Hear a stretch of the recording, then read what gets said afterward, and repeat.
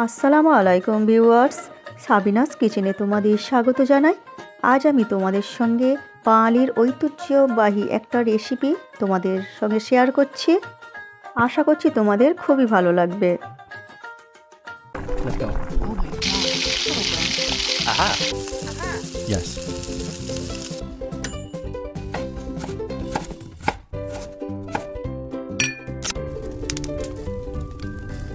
Wow. Thank you. দুটো মাছের মাথা নিয়ে ভালো করে ধুয়ে নিয়েছি। তাতে পরিমাণ মতো লবণ, হাফ চামচ হলুদ গুঁড়ো দিয়ে ভালো করে আমি মাখিয়ে নেব।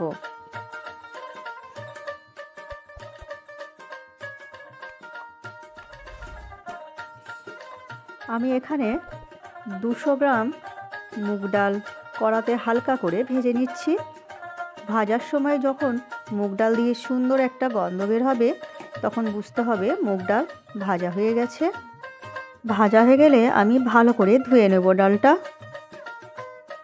এরপর একটা মশলা করে নিচ্ছি। 1 চামচ আদা বাটা হবে তেমন আদা দিয়েছি, আর 2 চামচ জিরে, গোটা জিরে দিয়ে পানি দিয়ে আমি পেস্ট বানিয়ে নেব।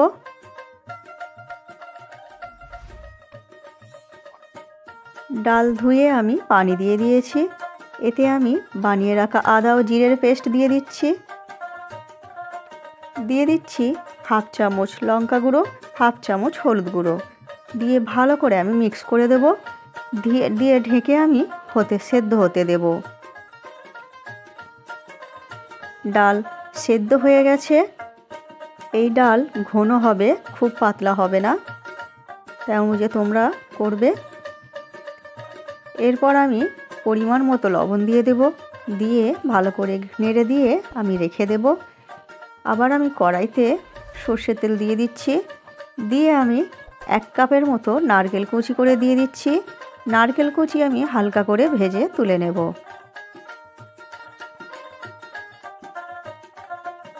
আমার রেসিপিটি তোমাদের এই পর্যন্ত পছন্দ হলে একটা লাইক করে দিও।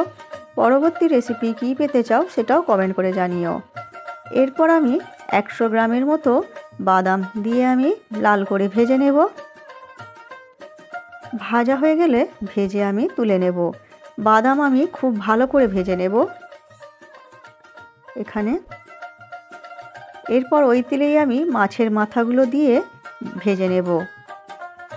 এক পিঠ হয়ে গেলে আর এক পিঠ উল্টে দিয়ে এইভাবে 2 পিঠ হালকা করে যখন ভাজা হয়ে যাবে, তখন আমি মাছের মাথাগুলো ভেঙে নেব। ভেঙে গুঁড়ো করে দেবো মাছের মাথাগুলো। গুঁড়ো করে দিয়ে আমি ভালো করে আমি মচমচে করে ভেজে নেব মাছের মাথাগুলো। কাঁচা থাকলে ডালে আষ্টে গন্ধ ছাড়বে, তাই আমি মাছের মাথা খুব ভালো করে লাল করে ভেজে নিচ্ছি।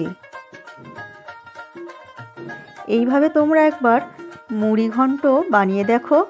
এটি বাঙালির ঐতিহ্যবাহী একটা রেসিপি, তোমাদের খুবই ভালো লাগবে।